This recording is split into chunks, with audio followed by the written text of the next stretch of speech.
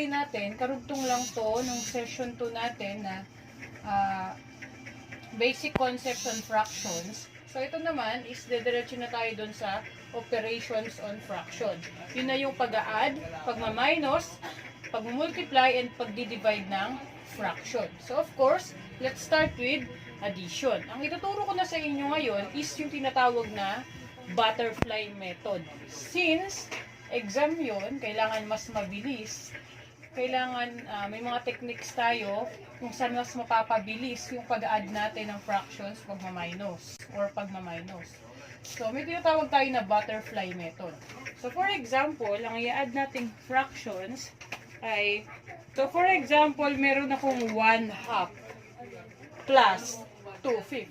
So, i-add natin yung ating dalawang fractions na 1/2 and 2/5. So, gagamitin natin yung butterfly method. Kaya siya tinawag na butterfly method is dahil parang magdodrawing ka ng butterfly. So, ganito siya. Si 1 and 5, tapos ito namang 2 and 2. Okay, tapos gagawin mo siya, of course, yung parang ng butterfly. Ayan, so 1/2 plus 2/5. So, ang gagawin mo dito sa baba, or dalawang, sa denominator, is 2 times 5. So, 2 times 5 equals 10. So, lagay ko lang sa kota equals. And then, since 2 times 5 is 10, yan na yung magiging denominator. So, ang denominator mo na ay 10. So, next naman is yung numerator natin.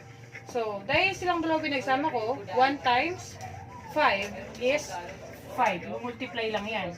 And then, 2 times 2 is 4. Tapos, since addition yan, lagyan natin ng plus dito. Ang ibig sabihin, 5 plus 4 equals 9. So, the answer is 9/10. So, ganun mag-add ng fraction using butterfly method. Again, silang dalawa papag-multiply, silang dalawa ipapag-multiply, and then yung sagot ipapag-add natin, 5 plus 4 is 9. And then sa denominator naman, ipapag-multiply mo lang tong dalawang baba. 2 times 5 is 10. So the answer is 9/10. Another is 1/3 plus 3/5. Okay, so gagamitan ulit natin siya ng butterfly method. Again, ipapag-multiply mo tong dalawa. And then, ito namang dalawa. So, gagawa ka lang ng ganyan. So, yung baba naman, multiply lang, 3 times 5 is 15. So, automatically, ang denominator mo na ay 15. Dahil 3 times 5, 15. Next, yung taas naman, 1 times 5 is 5. Next, 3 times 3 is 9. So, ngayon, 5 plus 9 is 14. So, the answer is 14/15. Next example is 4/5 plus 2/3. So, again, butterfly method pa rin tayo. Magiging 4 times 3. Tapos ito naman, 5 times 2. Pero yung denominator muna ang kunin natin, 5 times 3 is 15. So, again, 5 times 3 is 15. So, automatically, 15 na po yung sagot natin dito. Next, 4 times 3, so gagawa ka lang ng parang yung sa harap ng butterfly, tangkay ba yan? So, 4 times 3 is 12 plus 5 times 2 is 10. So, ngayon, 12 plus 10 is 22. So, si 22/15 ay improper fraction. So, when we say improper fraction, mas mataas yung numerator sa denominator. So, pwede mo siyang gawing mixed number. So, 22 divided by 15, ilang 15 meron sa 22? Of course, isa lang. 1. And, nung kinuha mo yung 15 sa 22, ilan natira? 7. Over, copy lang si 15. So, answer natin is 22/15, or sa mixed number siya ay 1 and 7/15.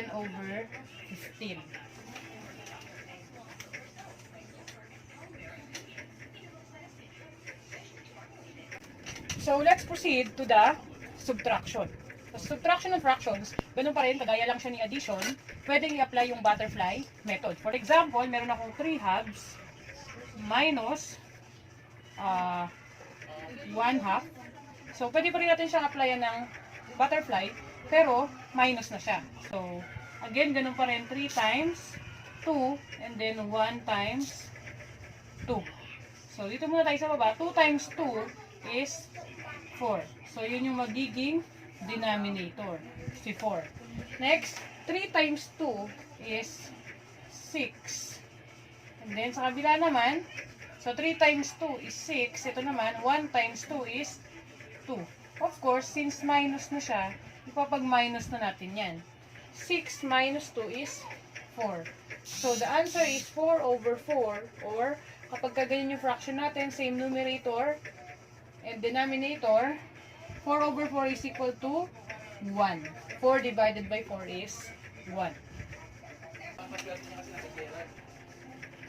So, next natin, for example, I have 5 over 6 minus 1/4. So, butterfly method pa rin tayo. 5 and 4, 6 and 1.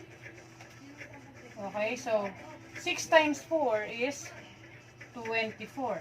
So, over 24. Ito lang po yun ha, 6 times 4 is 24. So, dito na tayo. 5 times 4 is 20. Minus 6 times 1 is 6. So, ngayon, ipapag-minus natin yan. 20 minus 6 is 14. So, 14 over 24. So, hindi pa yan final answer. Bakit? Since proper fraction naman siya, hindi mo na siya kailangan gawing mix. Pero, si 14 and 24 ay meron pang lowest term.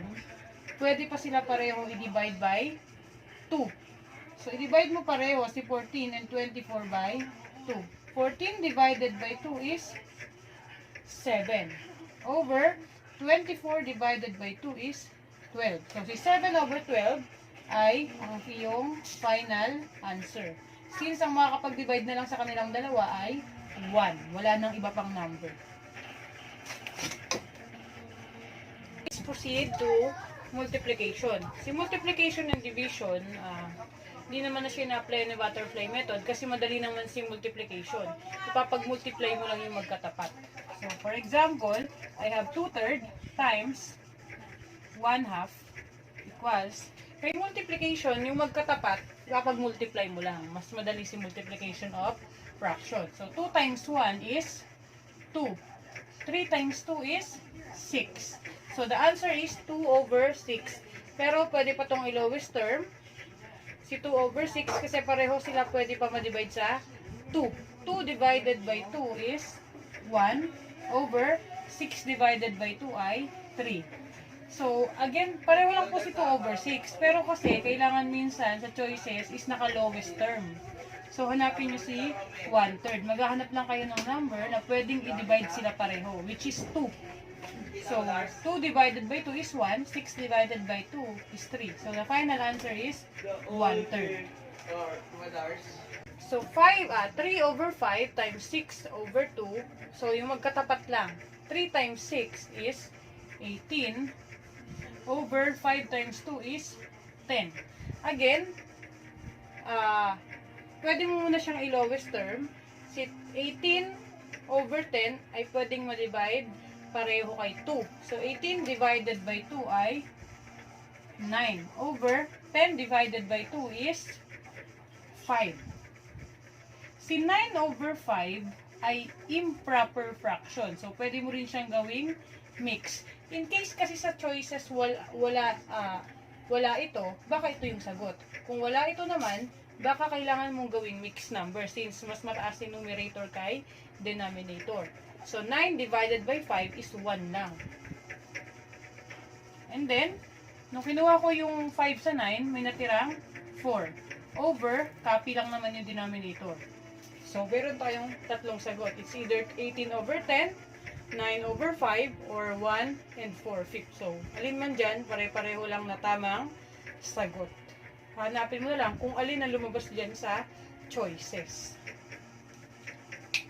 So, paano po kung mixed number, multiply mo dun sa fraction?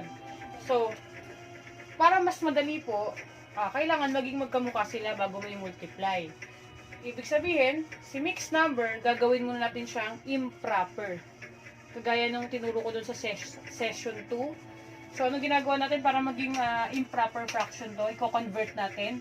2 times 3 is 6 plus 1. Again, 2 times 3 plus 1. 2 times 3 is 6 plus 1, 7. So, 7 over, kakopy lang po natin yung denominator. So, 7 thirds, pwede mo nang i-multiply kay 2 fifth times 2 fifth equals 7 times 2 is 14 over 3 times 5 is 15. So, this is the answer. So, let's proceed to division. Si division, madali lang rin siya kasi yung gagawin lang natin dito is cross-multiply. For example, 3 over 5 divided by 1/2. Cross-multiply lang po yan. So, ito muna. 3 times 2 is 6. And then, 1 times 5 is 5. So, the answer is 6 over 5 or pwedeng gawing mixed number. 6 divided by 5 is 1. And may natira pa sa kanyang 1 over 5. Another example, 2 thirds divided by 1/4 equals. Again, kay division, nag-multiply lang po tayo cross. Ayan, 2 times 4 is 8 over 1 times 3 is 3.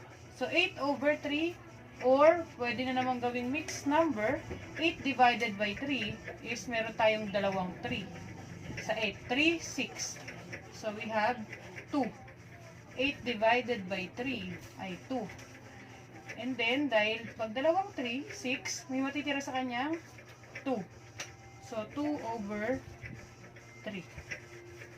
So, the answer is 8 over 3 or 2 and 2 thirds. Again, kay division, cross multiply lang po. And si 8 over 3 ay pwedeng maging 2 and 2 thirds.